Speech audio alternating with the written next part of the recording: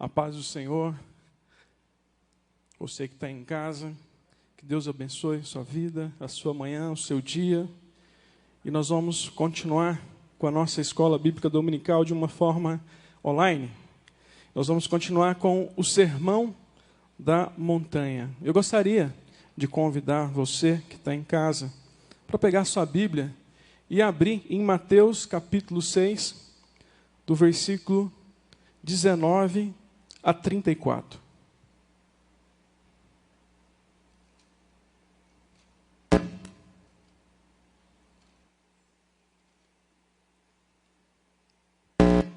Nós vamos fazer a leitura do texto. O texto é extenso, mas é necessário para que haja a compreensão do tamanho, do valor que esse texto tem na nossa vida como cristão. Porque essas palavras aqui é a palavra de Jesus Cristo para os seus discípulos. Nós somos discípulos de Jesus. Então essa palavra ela tem que entrar no nosso coração de uma forma que é cortante, que ela cause uma transformação na sua vida, em nome de Jesus. O tema da mensagem é onde deve estar o nosso coração. Então acompanhe na sua casa a leitura, você que está aqui na igreja, acompanhe também. Os tesouros no céu. Não acumule para vocês tesouros na terra, onde a traça e a ferrugem destrói, e onde os ladrões arrombam e furtam. Mas acumule para vocês tesouros nos céus, onde a traça e a ferrugem não destrói, e onde os ladrões não arrombam e nem furtam. Pois onde estiver o teu tesouro, aí estará o seu coração. Os olhos são a candeia do corpo. Se os olhos forem bons, todo o seu corpo será cheio de luz. Mas se os seus olhos forem maus, todo o seu corpo será cheio de trevas. Portanto, se a luz que está dentro de vocês são trevas, que tremendas trevas são. Ninguém pode servir a dois senhores, pois odiará um e amará o outro, ou se dedicará a um e desprezará o outro. Vocês não podem servir a Deus e ao dinheiro. Portanto, eu lhes digo, não se preocupem com a sua própria vida, quanto ao que comer ou beber, nem com o seu próprio corpo, quanto ao que vestir. Não é a vida mais importante que a comida, e o corpo mais importante que a roupa. Observe as aves do céu, não semeiam e nem colhem, nem armazenam em celeiros. Contudo, o Pai Celestial as alimenta. Não tem vocês muito mais valor do que elas? Quem de vocês que se preocupe pode acrescentar uma hora que seja a sua vida? Porque vocês se preocupam com roupas? Veja como cresce o lírios do campo. Eles não trabalham e nem tecem. Contudo, eu lhes digo que nem Salomão, em todo o seu esplendor, vestiu como um deles. Se Deus veste assim a erva do campo, que hoje existe, e amanhã é lançada ao fogo, não vestirá muito mais a vocês, homens de pequena fé. Portanto, não se preocupe dizendo, o que vamos comer, ou o que vamos beber, ou o que vamos vestir, pois os pagãos é que correm atrás dessas coisas, mas o Pai Celestial sabe que vocês precisam delas. Busque, pois, em primeiro lugar o reino de Deus e a sua justiça, e todas essas coisas lhe serão acrescentadas. Portanto, não se preocupe com o amanhã, pois o amanhã trará suas próprias preocupações. Basta a cada dia o seu próprio mal. Amém? Vamos orar. Senhor Deus, nós estamos diante da Tua palavra. E eu te peço, ó Pai, nesta manhã, que o Senhor me use como canal de bênção na vida dos nossos irmãos. Que tudo que venha sair, ó Pai, da minha boca, não saia de mim mesmo, mas saia do Teu Espírito Santo. Nós estamos diante da palavra de Cristo. Uma palavra, ó Pai, que traz transformação para a nossa vida. E eu te peço, Senhor, que o Senhor me abençoe. Em nome de Jesus. Amém. Eu gostaria de fazer duas perguntas para vocês, para que vocês entrem no texto. Eu gostaria de perguntar para vocês,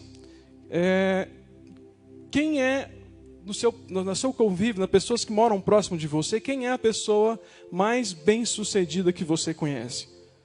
Que você conhece, você tem acesso, que você vai na casa, que você conversa, que você troca ideia.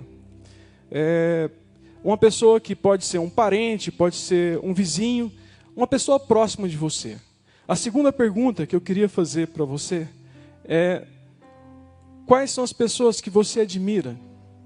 Quais são as pessoas que você inspira nelas? Você olha para a vida dela e fala, uau, que vida interessante. Eu quero parecer com essa pessoa. Eu gostaria de ter uma vida igual a dela. Quem são as pessoas que inspiram você? Quais são as pessoas bem-sucedidas próximas de você? Fazendo uma pesquisa na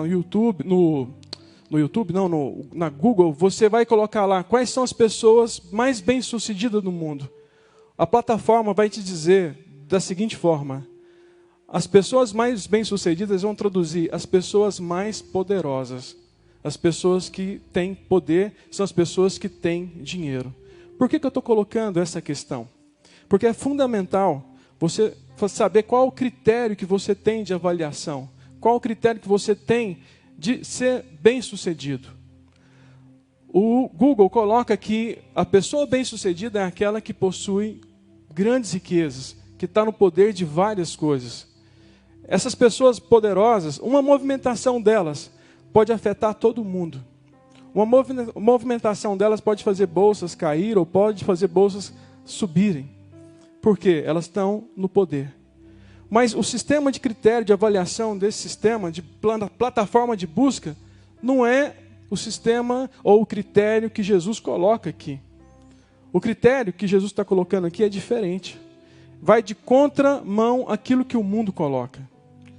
O Google coloca que as pessoas que têm poder são as pessoas que têm dinheiro. As pessoas que têm uma vida luxuosa. E Jesus coloca nesse texto algo que vai de contramão àquilo que o mundo coloca. E eu gostaria que você, quando eu fiz essas duas perguntas, você fosse sincero no seu coração. Respondesse. Quando eu perguntei, quem são as pessoas mais bem-sucedidas próximas de você? Qual foi o critério que você utilizou? O que você pensou? O que veio na sua mente? Foi porque a pessoa tem grandes recursos? Porque a pessoa tem uma grande empresa? Foi porque a pessoa tem um carrão? Tem uma mansão? Qual foi o seu critério? Por que eu estou colocando isso? Porque no texto, Jesus coloca, os olhos são a candeia do corpo. Se os seus olhos forem bons, todo o seu corpo será iluminado. Agora, se os seus olhos forem maus, o seu corpo está em trevas. É isso aqui que Jesus está falando. Se a sua definição de vida estiver errada, se você estiver numa missão errada, você está correndo atrás de coisas que não vai te levar ao encontro de Jesus. Jesus coloca, não acumuleis tesouros na terra, onde a traça e a ferrugem destrói, onde os ladrões roubam e furtam, mas acumulem tesouros no céu. Nós não combinamos, o louvor cantou uma música muito linda. Nós somos peregrinos, nós estamos aqui por passagem. O nosso alvo não é as coisas terrenas, nosso alvo é o céu. E Jesus coloca isso aqui, não tem como você servir a dois senhores. Ou você vai servir ao sistema do mundo, ou você vai servir ao sistema de Deus. Ou você vai amar a um ou vai aborrecer o outro. Então, quando Jesus coloca esse texto para nós, ele está falando com os seus discípulos. Começa o Sermão da Montanha, Jesus falando para uma grande multidão. Mas Jesus, logo em seguida, ele senta e começa a ensinar os seus discípulos.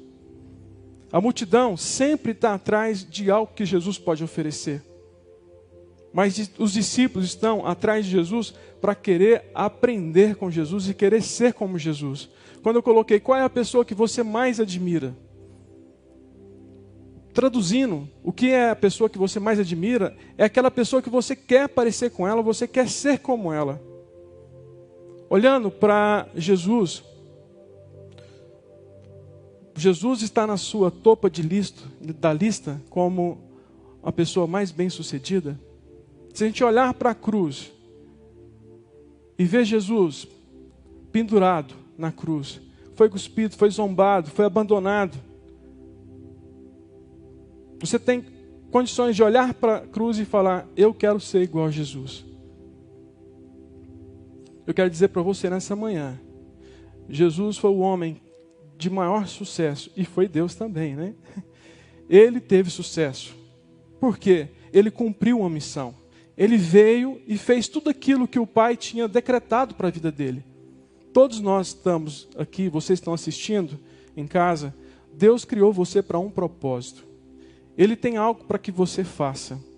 Agora, como saber qual é a minha missão? Como saber qual que é o meu propósito? A palavra de Deus já está nos dizendo aqui, Jesus está nos dizendo, para que a gente não ajuntem tesouros na terra, mas ajunte tesouros no céu.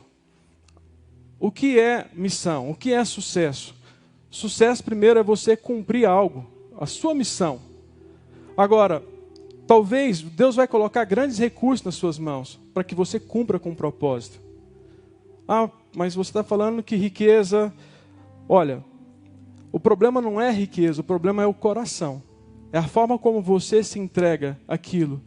Perguntou para um pastor americano, Rick Warren, um dos maiores pregadores dos Estados Unidos, uma das maiores igrejas. Escreveu aquele livro, um livro com um propósito, uma igreja com propósito, uma vida com propósito. E perguntaram para ele, pastor, ser rico é pecado? O pastor pensou, não, ser rico não é pecado. Ser rico é você morrer. Pecado é você morrer rico. Você morrer rico. Então, naquele momento, ele estava passando uma lição para aquele discípulo dele. Olha, você tem que olhar para a sua vida como uma missão, que você tem que gastar ela toda aqui. Quando você estiver de frente para os seus netos no leito, você olhar para eles e falar, olha, eu gastei tudo que eu tinha para cumprir a minha missão aqui. Eu dei tudo, para que o reino dos céus fosse espalhado aqui na terra. Quando nós pegamos esse texto e começamos a analisar, Deus ele veio redimir o trabalho. Ele veio trazer algo para nós que foi perdido lá no jardim do Éden por causa da queda, por causa do pecado. A pior coisa que um homem tem é estar fora da missão pela qual Deus criou ele, estar fora do propósito pelo qual Deus criou. Conta a história de uma senhora, ilustração, que queria fazer algo grandioso para Deus, e o sonho dela era fazer um bolo de chocolate para agradar a Deus. E ela começou a estudar, os seus dias já estavam chegando ao final, e ela começou a procurar os melhores ingredientes, começou a estudar, viajar para descobrir qual seria o melhor bolo de chocolate para entregar para Deus. E ela estudou, ela buscou, e ela chegou na perfeição. Ela chegou no melhor bolo de chocolate. E quando ela foi recolhida, levada aos céus, ela chegou perante Deus. Deus, olha, eu passei a minha vida, uma boa parte, buscando fazer o melhor bolo de chocolate para o Senhor. Está aqui o meu melhor bolo de chocolate. Eu estudei, eu fui atrás, eu pesquisei o tipo de ingrediente e cheguei nesse bolo de chocolate. Deus olha para ela e fala assim, mas eu não gosto de bolo de chocolate, eu gosto de bolo de morango. Olha a decepção. Muitas vezes nós estamos fazendo algo que nós não sabemos se é aquilo que é a vontade de Deus.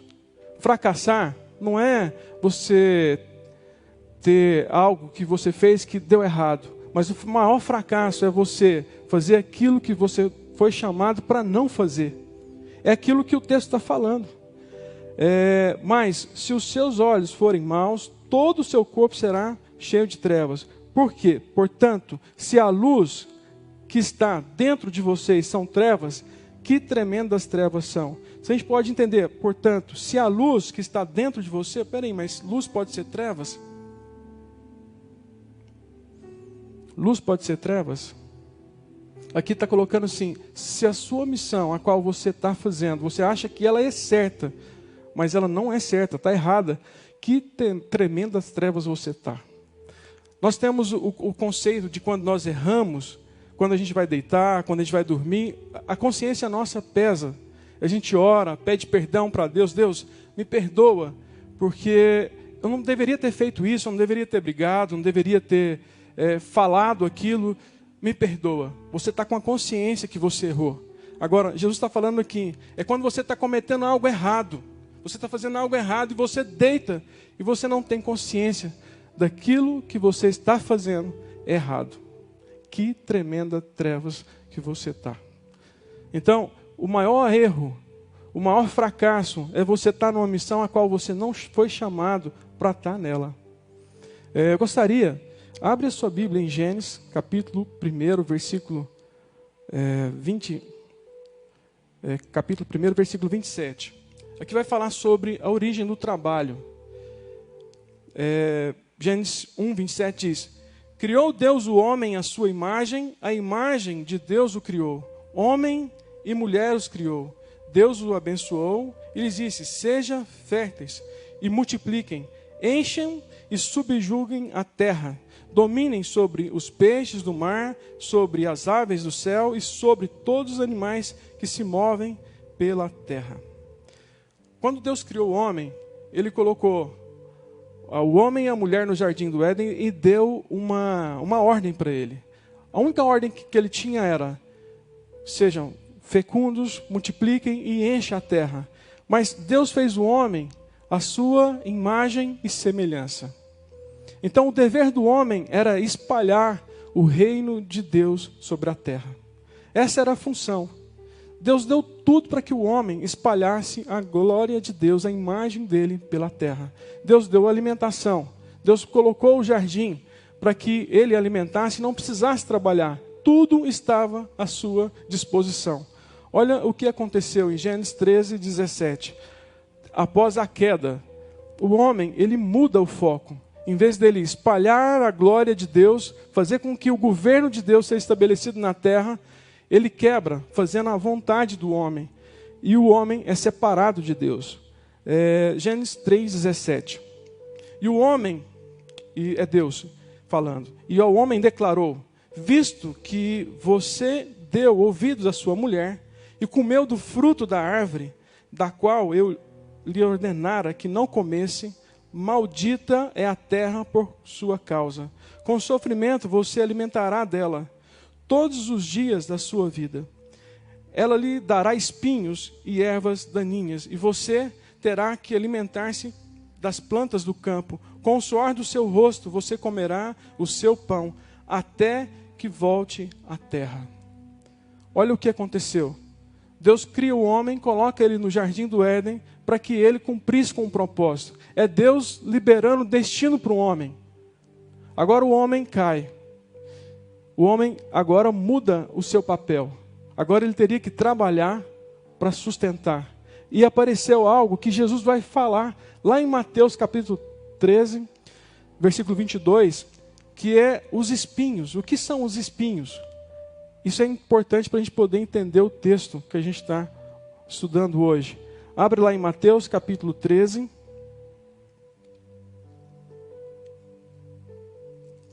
Versículo 22. Aqui conta a parábola do semeador.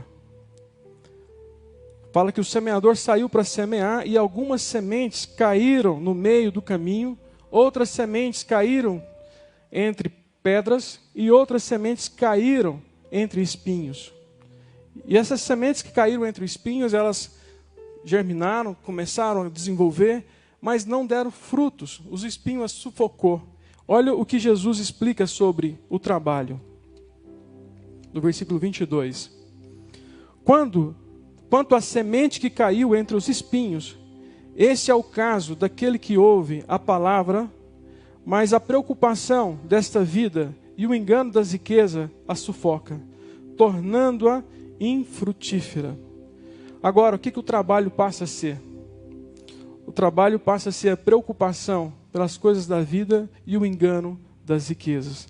O texto de Mateus capítulo 6, do versículos 19 a 34, ele está trazendo uma mensagem única, que nós devemos ser redimidos por esse trabalho. Nós temos que voltar à origem, ao destino que Deus tinha para nós, que é espalhar o reino dos céus pela terra. Quando Jesus coloca que nós devemos buscar as coisas do céu e espalhar, é isso aqui que o texto está falando para a gente.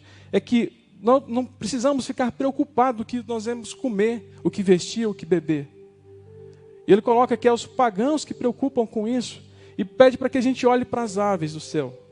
Elas não plantam, elas não colhem, elas não armazenam, não guardam, mas contudo, o Pai Celestial, Ele dá a elas tudo aquilo que elas necessitam. Esse é o projeto de Deus, o projeto de Cristo para a nossa vida, é que nós retornemos à provisão de Deus. Quando nós estamos debaixo da provisão de Deus, debaixo do propósito de Deus, todas as coisas vão ser acrescentadas. É como está lá no versículo 33. Busquem, pois, em primeiro lugar, o reino de Deus e a sua justiça, e todas estas coisas lhe serão acrescentadas. Todas essas coisas. Mas aqui está parecendo que nós temos que procurar só o que comer, o que vestir. Foi isso aqui que Jesus falou. Mas eu tenho que buscar outras coisas? O que Jesus está falando no texto? Esse texto é muito forte, porque ele quebra alguns paradigmas que a gente tem, algumas ideias que a gente tem. Mas então Deus não vai fazer com que alguém seja próspero? Deus faz. É propósito de Deus também. Só que esse não é o nosso foco. O nosso foco é honrar a Deus com as nossas vidas. E as outras coisas, aquilo que for de propósito para que a gente possa cumprir, Ele vai derramar sobre as nossas vidas. Então, talvez no nosso meio, você que está me assistindo, Deus vai levantar você para que tenha uma empresa que vale bilhões. Vai levantar você para ter uma empresa que empregue muitas pessoas. Mas para quê? Para cumprir um propósito.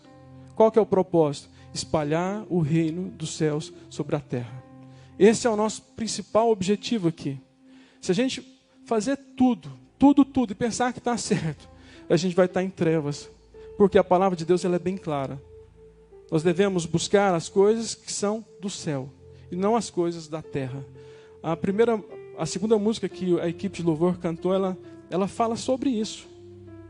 Eu falei, retorno a falar, medite sobre essa música. Deus quer algo maior para você. Ele quer que você o busque de todo o coração. Tem uma história do Alexandre o Grande.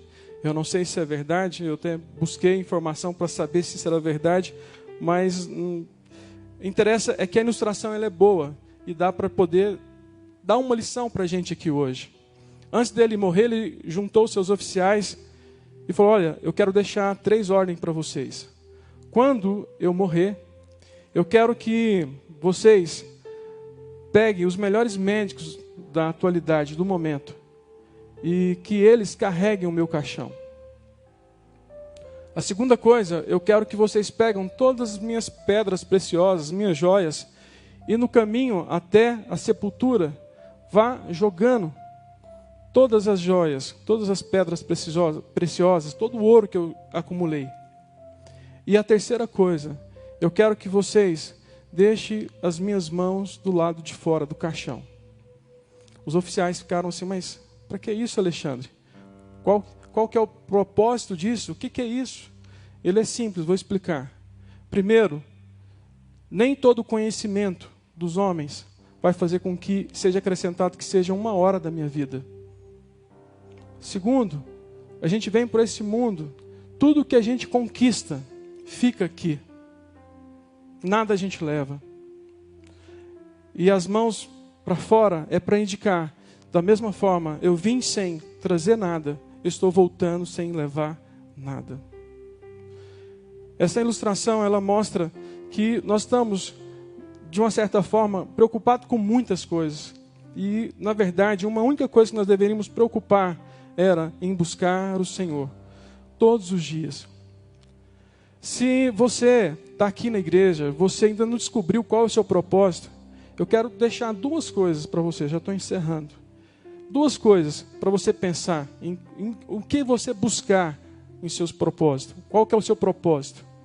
Primeiro, você tem que fazer parte do corpo. Você se integrar naquilo que nós estamos fazendo aqui. Procure algo para fazer. Eu vou te dar um toque. Aquilo que te incomoda, aquilo que você fica irado, aquilo que você podia fazer assim, talvez é isso que Deus está colocando no seu coração que é para você fazer. Talvez Deus está pedindo para que você trabalhe no ministério, nas salas da criança, dar aula aqui na escola bíblica dominical, pregar nos cultos. Mas você tem que se colocar à disposição. Você tem que ir atrás, você tem que buscar. Você tem que pagar um preço para que isso aconteça. Você tem que andar junto com os pastores, andar junto com o pastor João. E Deus vai abrir as portas. E você vai começar a servir. Vai começar a viver o propósito que Deus tem para a sua vida. O segundo é ter profundidade com o Senhor. Eu gostaria que você abrisse a sua Bíblia mais uma vez só. Em Mateus, capítulo 7. Esse aqui é o final do Sermão da Montanha. Quando ele fala sobre o prudente.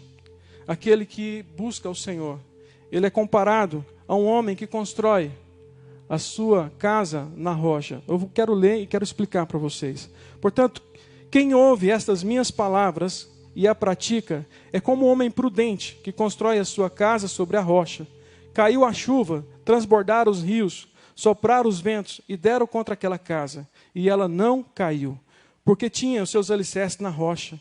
Mas quem ouve estas minhas palavras e não a pratica é como um insensato que construiu sua casa sobre a areia. Caiu a chuva, transbordaram os rios, sopraram os ventos e deram contra aquela casa, e ela caiu, e foi grande a sua queda. Nós temos uma visão desse texto, ela meio errada. Nós imaginamos que é uma casa feita no alto, em cima de uma rocha, e uma casa feita na areia. Mas, para a gente compreender esse texto, a gente tem que ir lá, em Lucas capítulo 6, que fala que não é assim. Essa casa ela é feita no mesmo lugar. Essas duas casas são feitas em cima da areia. A diferença está que aquele que construiu a casa na rocha, ele cavou. Ele foi profundo em Deus. Você pode pegar o texto na sua casa e ler Lucas capítulo 6, versículo 42 em diante. Fala que as casas são feitas no mesmo lugar. Só que a diferença está na intimidade. Ele cavou, foi até mais fundo e construiu a sua casa em cima da rocha. Todos nós que estamos aqui, todos nós que estamos ouvindo, nós passamos por tempestade, nós passamos por dificuldades. A dificuldade chega na casa de todo mundo, a tempestade chega na casa de todo mundo. Mas o que vai garantir que você permaneça de pé é a sua intimidade. É como você está construindo a sua casa. Se a sua casa estiver alicerçada em Cristo, ela não vai abalar. Quantas injustiças, quantos problemas nós passamos, mas nós permanecemos, porque o nosso alvo é Cristo. A nossa intimidade, cada dia mais é crescente. Os problemas vêm não é para poder nos afastar de Cristo, mas é para aproximar mais e mais dele.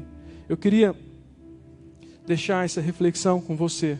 Jesus é o nosso maior exemplo de sucesso. Ele veio, ele cumpriu uma missão, e a missão dele era eu, você. Ele morreu por mim, morreu por você, para que nós tivéssemos uma vida, e uma vida eterna no céu. Eu queria que você, na sua casa, você meditasse sobre essas palavras. O que você tem buscado? Aonde você tem colocado seu coração? Você tem colocado seu coração nas coisas do Senhor? Você tem aprofundado cada dia mais no Senhor? Algumas vezes eu vejo alguns ministros, até mesmo o pastor João já falou algumas vezes, ele pergunta assim: pessoal, nós estamos esse ano no compromisso da leitura da palavra. Quantos estão lendo? No começo do ano é mais. Depois, no decorrer dos meses, vai chegando no final. Eu fico até constrangido, porque vai diminuindo. A gente não tem que fazer a leitura, buscar a palavra de Deus por obrigação.